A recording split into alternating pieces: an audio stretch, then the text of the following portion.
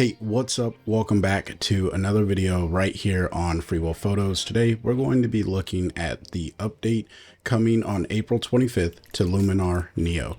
It's going to be version 1.19. Now, there are a handful of features that are going to be released in this version of Luminar. And right now, I'm working on a beta version, but I think that this will be very close to the final version. So if things don't go perfectly as planned, then just know that this is a beta version, but I'm pretty confident that this is going to be relatively representative of what's to come on April 25th. Now, anyone who has the subscription is going to get access to this, and if you purchased Luminar within the last year, you should also get access to these updates.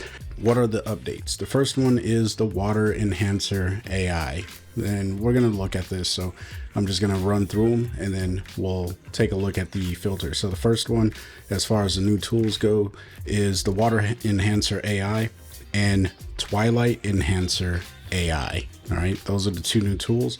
The two new masking options are luminosity masking, which is pretty common in most photo editing programs. They've now included it inside of Luminar. And then the second one is Object Select AI, which is AI selection tools. And I think it works pretty decent. We'll take a look at that as well. And then there's some new functionality to the overall software, the batch HDR processing, and we'll take a look at that. The dynamic background, you can turn that off and on, and that's actually really cool. I have it turned off right now for the dynamic background. I personally like to have that, but we'll take a look at that as well. And then of course there's this new landscape category. Now if you caught any of Jim Nix's videos, he has already showcased this, and so there's nothing really big to say about that, but it's starting to lean like Luminar is this landscape type of editor with the tools that are coming available, as well as categories. And I think that they're really trying to maximize their audience of photographers, but we'll see how all of that plays out here in a little bit. Now, of course, we should address the elephant in the room, which is the new logo. Now, for those of you who are like, hey, is this really going to be the new logo? And the answer to that is yes, this is going to be the new logo for Luminar moving into the future. And this logo has a lot of different meanings. I won't go into all of them, but just know that when you see this logo moving forward, especially if you have the iPad app already, then you'll have already seen this logo, so it shouldn't be too new. But for those of you who don't have the iPad app and you're working on desktop only or computer only, then this is going to be the first time that you see that logo. And I'll be honest, it threw me off the first couple of days that I was using the software when I was looking for the Luminar logo in my applications library. So with all that being said, let's go ahead and jump into the preferences so I can show you this background on and off thing that I was just discussing. So we'll come to Luminar and we are going to go to settings, and right here underneath appearance, you can see that there's this thing called dynamic background. Now, in the past, dynamic background has always been this thing where if you click on a photo, in fact, I'll just turn it on so I could show you what it does when it's on. And if you look in the background, you can see that there's more color in the background because it's actually taking this photo that is selected, it's blurring it, and then turning that into the background. But we don't really want that, or at least I personally don't want that. So I'm going to turn that off. I personally like my backgrounds to be a solid gray color.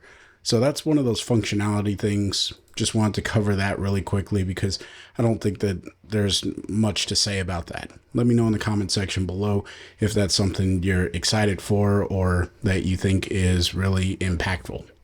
The next thing that we're going to look at is the HDR batch processing. HDR gets a bad rap, but if you shoot bracketed shots, all right, that means that you've taken multiple images and you want to merge those images into a single photo.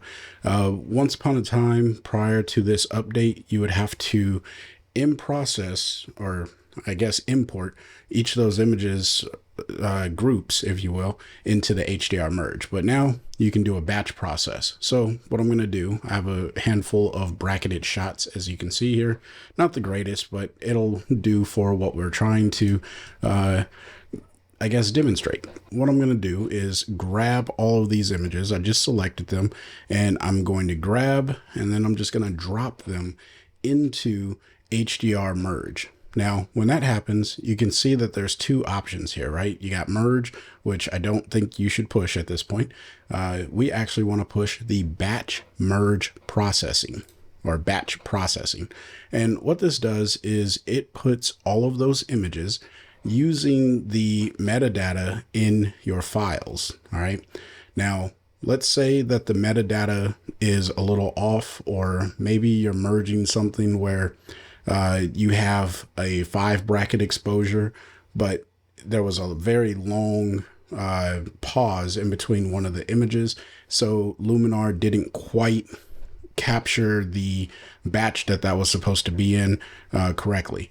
Let's say that this image actually should have been up here, which it probably should not have, but we're going to say that it was supposed to. I can click this image and drag it into the batch that it belongs in. When you get that gold ring around it, that's where you want to drop it, and then it goes in there. So now whenever I go and I merge these batches, it's going to actually process each one of those it's going to add that into that batched process. So I think that's pretty self-explanatory, really simple and straightforward. Now, of course, if you don't want any of these batches, you can just go ahead and hit delete. All right.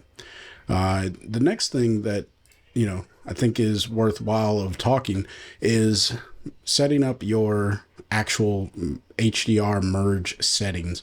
You do have access to that, and just know that when you select these, it's going to go over all of the images.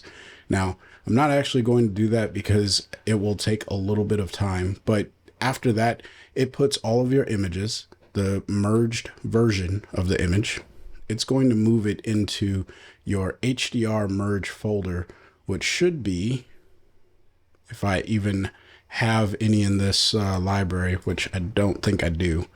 So you'll get a folder up here. It'll say HDR. Here it is. HDR merge. Boom. I got the folder down here for some reason, which is good to know. Okay. So if you got questions, I'll make a video that's dedicated just to HDR processing. I kind of want to go through these as fast as I can to give a overview of what's coming. And obviously once it's released and everyone has their hands on the version of the software, we'll go deeper into some of these things that are available to us. So let's go ahead and jump down here to the new features folder. And the first one that I want to start with is Water Enhancer AI. Now, I have a few images here, and I got 2 images of a duck, and then I have this little scene where there's a bridge and some water. You can see I've already processed this one, but let's go ahead and start with the duck. All right. This is a RAW and this one is a JPEG. So I'm just going to work on the JPEG file because I think that we spend a lot of time showing how these things work on RAW files. But there's a lot of people out there that are still working on JPEGs, and there's nothing wrong with that. So how well does this tool work with a JPEG? Now, if we look at the water, it looks a little abstract overall. In my opinion, it does. Let's see how good the tool is at capturing that. So if I open up the landscape category, remember there's this new category, you'll have a few tools here. Now, 2 of the tools are inside of this one folder. All right. The Twilight Enhancer, we're actually not going to go over in this video because there's a lot of really cool things in there and I'm still learning it and unpacking it. I wouldn't do it justice if I tried to show it to you here, but just know it is under the landscape filter or category, I should say. So I'm going to go ahead and click on Water Enhancer to add this to the image, and I'm going to pull up on the amount, which in Luminar, I like to think of as the opacity slider. And what you can see is it didn't actually select anything. It's not doing anything to this image. If I turn this off, turn it back on, turn it off, turn it on, it's not doing anything. Even if I hover over it, the mask isn't created. All right. So you're probably wondering like, well, Chris, why would you show me the thing that doesn't work first instead of, or an image where this doesn't work first? Well, it's because you can still use this tool. You just have to go and create your mask. And the way that you do that is you come down to this refine area. If you click that, you get the normal masking brush tools. All right. So what I'm going to do is go ahead and grab the size of my brush because I got a lot of water here to cover, and I'm just going to paint over this like normal. I'm going to kind of fade this around the duck. Note that I am using a soft edge here. All right. And I'm not going to do like the greatest job here because I do want to kind of continue moving along. So if I paint over the duck, just forgive me. All right. I'm not trying to make a perfect brushing pattern here. All I'm trying to do is showcase how this tool works so you can get an idea of how you can include this in your own workflows. All right. That's what's important. But what I will show is I did go over the duck's head here a little bit, and I don't really want that. So I'm just going to do that. And maybe not so much over the back of the duck, the feathers, all that good stuff. Maybe even not over the front. All right. That's enough of the mask. So now you can see that it's actually doing something to this water back here now that I've selected it. And if I turn this off and turn it on, you can see that it goes from this greenish color to this bluish color. If for whatever reason that's too strong, but I like the color, I can just pull down on the amount. And this is kind of like, again, that opacity slider. Now, here's what I'll tell you about using this particular filter with Luminar. I would recommend cranking this up to 100. And before everyone starts throwing their mouse at their computer screens, just hear me out on this because it'll make sense here in a little bit. Because this particular filter actually has an original color slider, what you can do is just pull back to that original color. So now it's like it's not making any effect at all. But if I pull this original color back or whatever, I can kind of fade that in. However, what I can't do is if I pull down on the amount and I start fading in the original color, it's going to make this effect a little bit weaker. So I feel like you get more control over using the original color to fade back into the overall image. Personal preference / opinion. You let me know what you think about that in the comment section below. But now I can kind of manipulate this color, make it look more blue. If I'm like, I want to dial this in just the way that I want it to be. Right. And then maybe I can just increase the brightness a touch and I'll leave the contrast alone. So here's the before, which doesn't look terrible. And here is the after of what I was able to do to the water. You let me know if you think that that's an enhancement. Maybe, maybe not. I don't know. It is what it is. All right. So that is the water enhancer AI. Now, the next thing that I'll share is actually the quick selection tool or the selection AI tool. And what I want to do is just throw in some accent AI, and I'm going to crank this a little bit.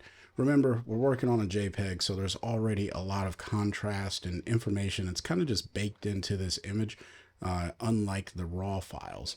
But what I can do is click on masking, and I want to put this enhance AI only on the duck.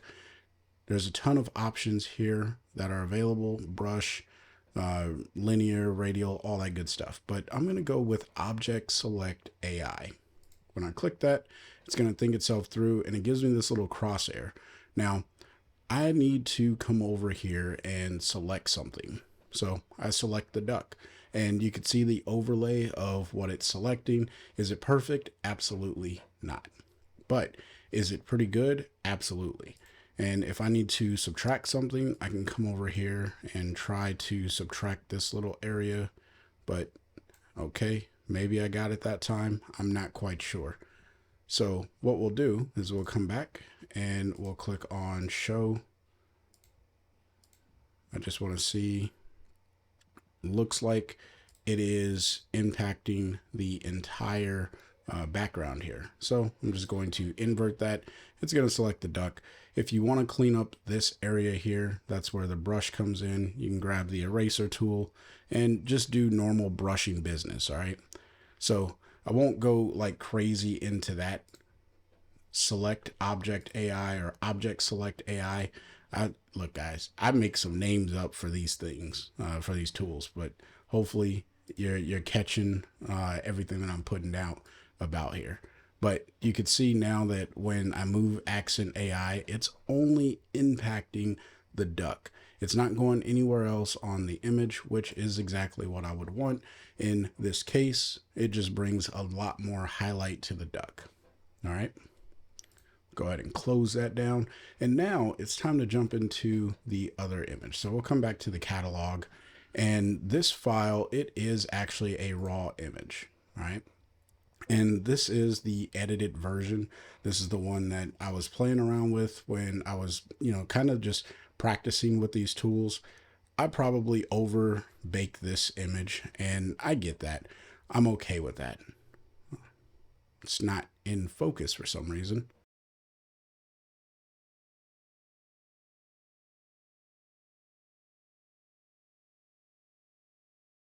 Now it's in focus. All right.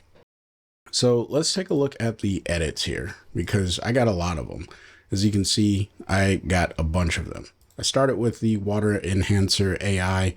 So this is what the image looks like. Or actually, let me show you what the image looks like without any editing. So this is what the image looks like without any edits applied. And then of course, this is the final version. So before and after. This is a night and day difference. Just look at the detail that I'm pulling out over here. Now, obviously, I'm using more than just the new tools, and that's kind of the point here. All right. The new tools are great, but they get better when you combine them with the existing tools.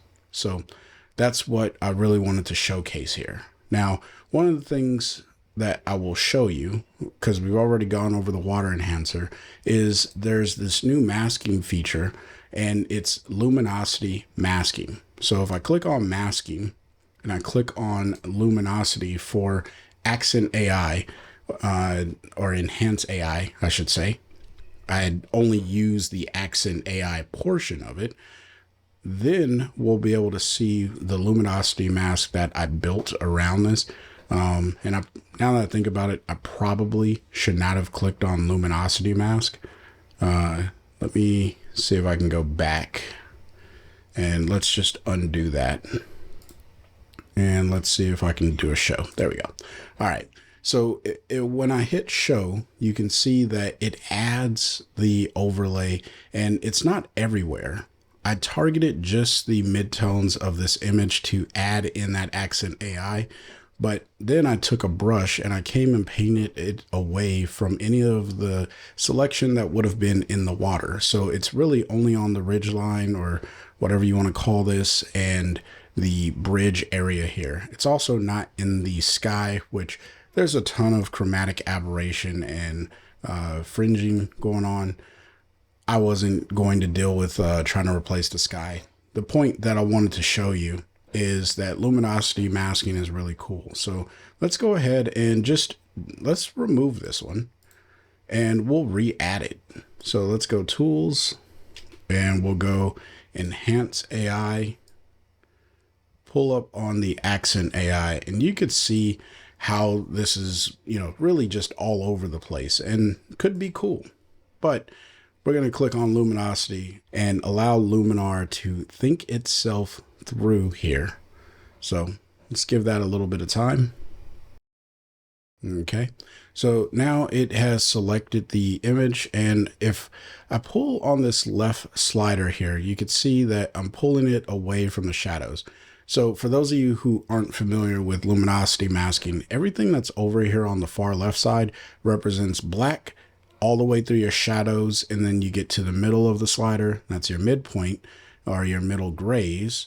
And then you get all the way up here to white, which is the brightest section. So you have your highlights over here. It's no different than the histogram. But what you can do is you can tell the program like, hey, I only want you to target the luminance values or the brightness values in my image to make a selection. And that way, if I only want to apply this to the midtones, like I told you earlier, which is what I did, which was something like this originally when I created the mask. Now, if I go ahead and render this mask as is, it's going to be very harsh and I'm not going to like it. So instead, what I'm going to do is grab these little arrows and pull this down until it kind of fades nicely. Probably somewhere around here is appropriate. And then of course I can grab this little arrow and pull it up, and this is going to fade my highlights. And I'm really looking into this area. See, then up here with these little branches, because the luminance value that's here would be represented somewhere up here, I imagine, and it just makes it easier for me to visualize it. I wish that there was a way that we could turn this off and turn it on, but unfortunately, like while we're building the mask, by the way, is what I'm getting at. Unfortunately, you can't. So once I hit back, it has now set that mask. And so if I want to see it, I can hit show. And now I'm re-looking at the mask. But just note that if I click luminosity again, it will erase the mask that I made, and I'll be stuck with what I got, or I'll have to remake it. I wish that they would let us re-edit those masks. It's been the same way or same issue with our radial and linear gradient masks in Luminar. So Luminar, please, let's update the masking so we can come back and redo it if we make a mistake or don't like the way that the mask actually looks. Now, with that being said, I don't want the accent AI here in the water. So what I can do is click on brush, hit erase, and then just increase my size with a really soft edge brush and the strength up to 100. What I can do is just kind of come around the edges here and erase this from the water, because again, I don't want that accent AI in the water. I only want it in the trees, on the bridge, and all those places. So this is a really quick way of getting it out of the areas that I don't want it. All right. And this technique works with pretty much all of the masking inside of Luminar. And I will mention that anytime you see the masking option here, like in layer properties, you'll have all of the same masking tools available to you. So let's go back to here and turn that off. So now if I turn this off and on, you can see it's really just adding that pop up here across the ridge line and all that good stuff. So I can turn that off and all is well. So those are the new features inside of Luminar Neo, minus the Twilight Enhancer. I'm going to make a completely separate video showing how I would use the Twilight Enhancer and give you some ideas of adding it into your workflow. But I personally just don't photograph at that time frame, so I have to go make those images. All right. If you found value in the content, or you have questions about the new version of Luminar that's going to be released, or the update to Luminar that's going to be released, leave them in the comment section below, and I'll do my best to answer whatever I can. But I could also reach out to Luminar, so don't feel like you have to hold back. If you got questions about editing and adding stuff into your workflow, then by all means, put it in the comment section below. If you found value in the video, smash that like button. If you're new here, consider subscribing so you can get more content. And with that, until next time, I want you guys to stay inspired and keep creating. Peace.